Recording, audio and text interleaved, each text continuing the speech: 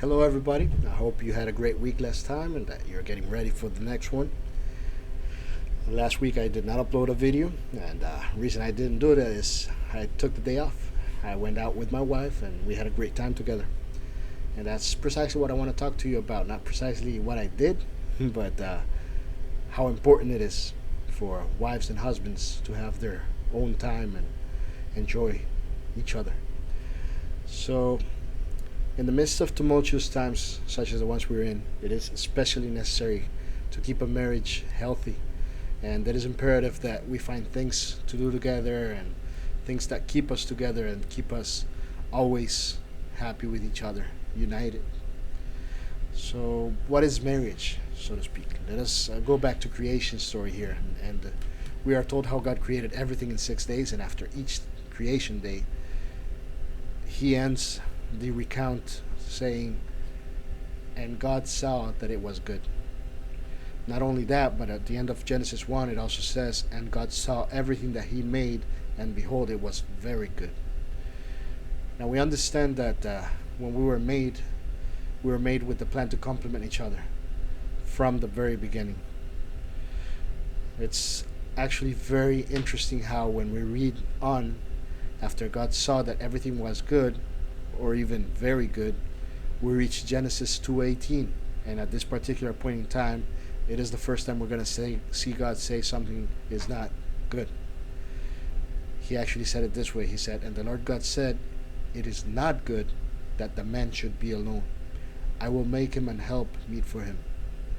This is actually a very interesting set of words to choose, because he's not saying he's going to make a slave for him. He's not saying he's going to make someone that's going to do the job for him. He's saying that he's going to make a help that is meet for him, that is specifically what he needs. I am a firm believer that we do not have the exact same roles as female and male. I believe each one of us has things that we can do better than the other role. And that is not to say that we're not equal in value to God, but we are not the same. And that's just a fact, any way you look. So, there are so many in depth studies about marriage. I'm not really going to get into what constitutes a marriage, why a marriage should not be undone, although God, just to put it this way, God chose the church to be Jesus' bride, and in that same exact way, we as husbands should treat our brides. So, I'm not really going to go very in depth into this, but what I'm going to do is I'm actually going to share with you 5 advices or pieces of advice that have kept my marriage going strong for, we're going on 15 years. We're maybe not the oldest marriage, but we have made it this far, and I think we're doing pretty good. So I want to share with you what has kept us going and how we've achieved it so far. So point number 1, and I'm actually going to do this with 5 specific points I've read and seen how points are a good way to deliver a message, and I hope that they help you, that they bless you. Our marriage is not only a promise from one another, but it is also a promise to God. And while divorce rates are growing exponentially, the pattern I see is that more and more couples get together, but they choose not to marry through the church.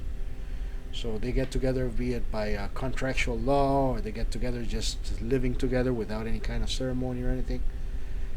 But they're missing a very, very important part of this, and it is that Christ is not the foremost and utmost pillar of their relationship.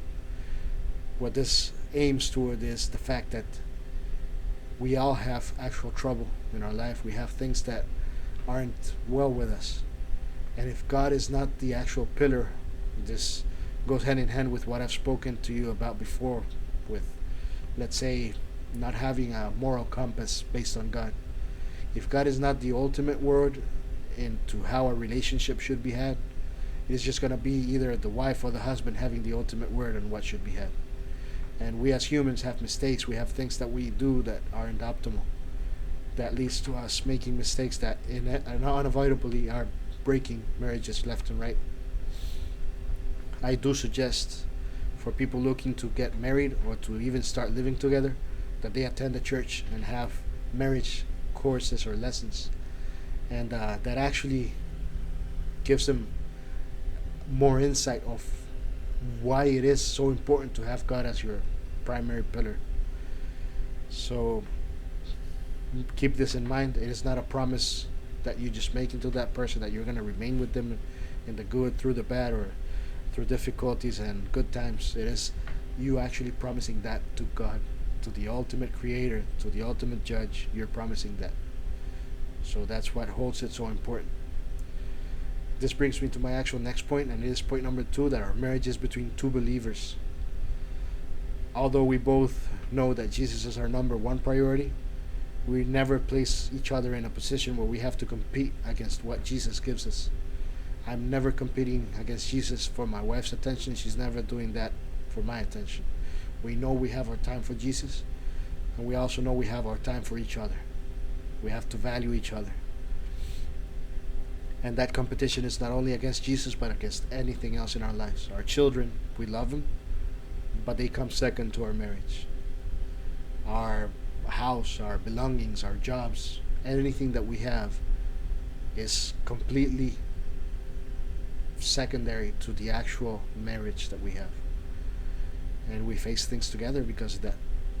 Now, our marriage being between two believers brings me to this interesting fact.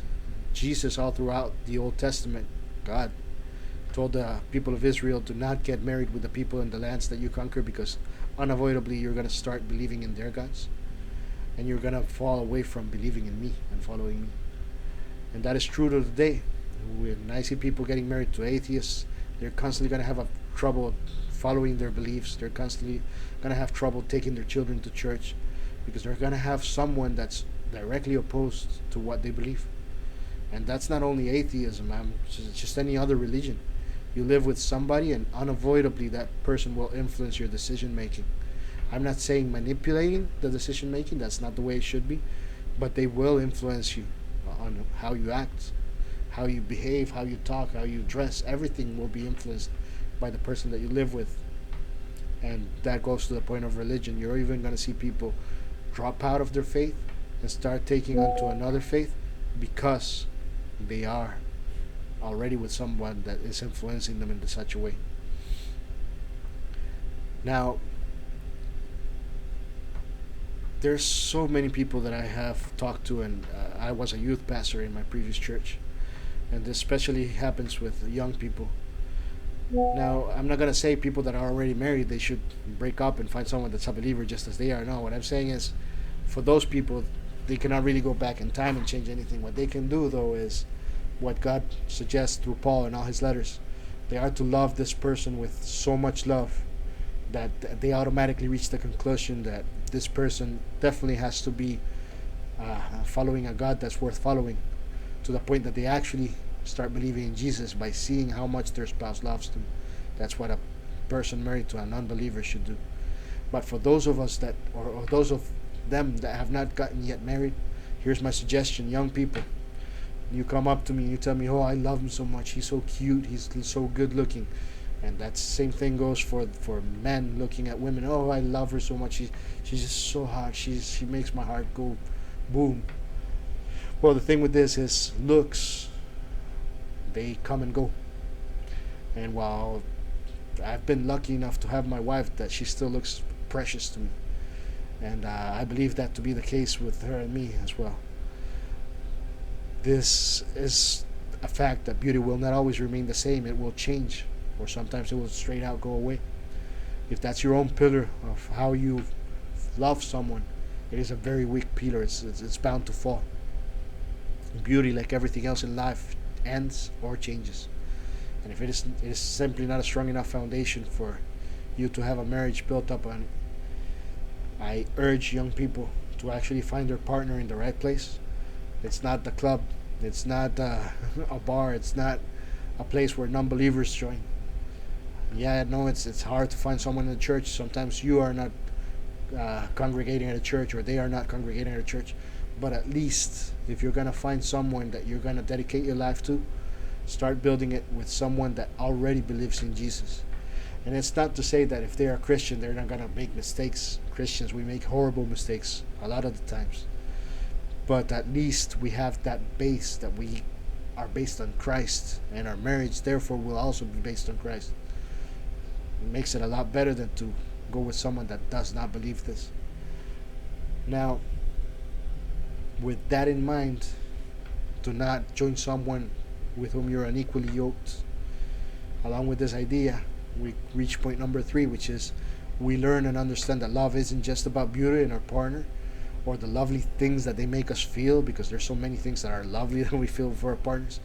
But I found the blessing that to this day I'm still very much in love. I still very much love the way my wife looks. I feel pretty much as when we were dating, to be honest, but that's not the only facet of true love. If you want true, actual marital love, you're gonna learn that this is a daily choice, and you have to choose daily whether you love your spouse or not. There's no way around it. Some days you'll wake up and you'll see things of your partner that you do not like. There are things about them that simply aren't the way they used to be, or they've changed, or they never were the way you wanted them to be. That's not what keeps you going through the thick and thin. Well, we generally feel in love by how a person looks in the first place. It is not the base of this foundation. You have to know that you have to choose daily to love this person, even if they have mistakes, even if they have things that you do not like, even if they have things that you finding them that are not the best. You still have to choose to love them daily. Now, my choice to love my wife, and this takes me directly into point number 4, even regarding some of her things that I do not find attractive or do not find lovely, for example, there are things that are simply not tolerable, and there are simply things that you should not tolerate. Actually, when it comes to this, you have to actually be in a position where you can talk to your partner, but you do not only need to be able to discuss these things, you need to be able to choose to change these things. And if that's not the case, I've seen couples where, let's say, the man wants to do everything in his power and will do changes and will make changes in his life, but the wife isn't willing to do it. I've seen cases, or vice versa, right? Of course. And then I've seen cases where neither of them is able or willing to do any kind of compromise on how they behave, on how they act, on things they simply are not willing to let go. And those usually do not remain couples. And if they do, they will remain couples out of sheer obligation, which should never be the reason why a couple is together. So communication and willingness to change are very important. And whomever thinks, nah, people never change, people always remain the same, I'm going to tell you, you're straight out mistaken. God tells us very directly that even though we carry a dead man, we are new creatures in him, and we have become new ever since we believe. So if we're capable of that change right there, then yes, we're definitely capable of making changes for our spouses. Despite some things that bother me greatly, some things I can discuss, some things we can change, some of them are simply things that you do not have to put up with. Like Jesus said it, there's no real reason for divorce, because marriage reflects upon the fact that Jesus will never divorce his church. And in that same way, we should never divorce our spouses except if there's a different person in our lives. So with that in mind, I can go directly into point number 4, which is regarding my choice to love her despite the bad times. There are things, like I told you, they're not meant to be accepted. Now, going back into next into point number 5, those who know me, they know that I'm an extremely calm man and I love peace and quiet, and I'm not seeking to cause conflict in any way. However, those who know me even better, they know for a fact that I'm not this way because I'm defenseless, but rather because I'm a man capable of great violence that has chosen to be this way. Defenseless men cannot defend anything. A man that doesn't have the capability of violence is defenseless. A man that has the capability of violence but chooses peace, he's a peacemaker, and God mentions that peacemakers will be called, as he says in Matthew 5:9, children of God. That's what I choose to be. Why do I begin point five in this way? I'm not threatening anyone, but it is important to know that I am in the capability of defending my wife, and I will do it when the push comes to shove. I will not tolerate anyone damaging my matrimony, which is so valuable to me. There have been cases of third parties wanting to join a couple. These third parties have to know that they are in no way welcome. And that goes both from me to my wife and from my wife to me. We're never going to allow anyone to come into our matrimony and damage it. My wife is my most precious treasure. Coming in close second place will be my children. But my wife is the best thing in my life. Therefore, I will not allow anyone to touch her or to damage her or to come in between us. And anyone that does choose to try it will be facing someone that's not the peacemaker. Not to say that I'm gonna be the most violent person on earth or anything like that, but God said that we must be, and I don't remember the exact words for this, but something like smooth like sheep, but wise like serpents. And I'm willing to be that serpent if I need to be. Now, I remind all who listen to this that God instituted the church as the bride of Christ. And just as Christ loved his church, so should be a man's love for his wife. Wives are also told that they must keep themselves blameless of anything that would damage the respect for their husbands. And I'm actually going to read a text to you right here, which encapsulates everything I believe that I've told you so far, which is Ephesians 5:25 through 33. It starts out like this: Husbands, love your wives, even as Christ also loved the church and gave himself for it, that he might sanctify and cleanse it with the washing of water by the word, that he might present it to himself a glorious church, not having spot nor wrinkle or any such thing, but that it should be holy and without blemish. So ought men to love their wives as their own bodies. He that loveth his wife loveth himself.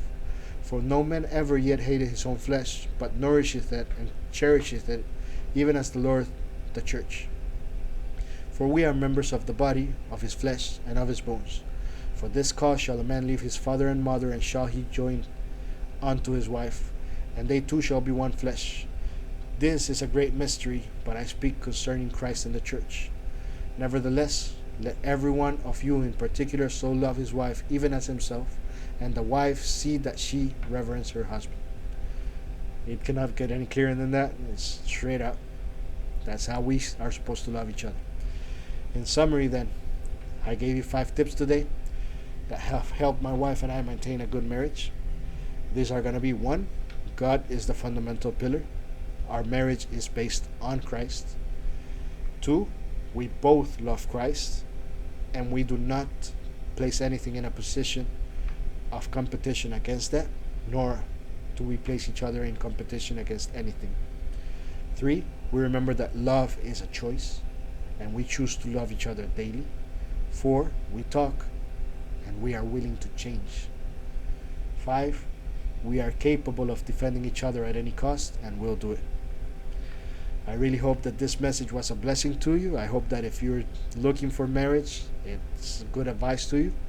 And if you're already married, I really hope that it helps you maintain your marriage. May God bless you. I send you blessings with a hug. Have a great day.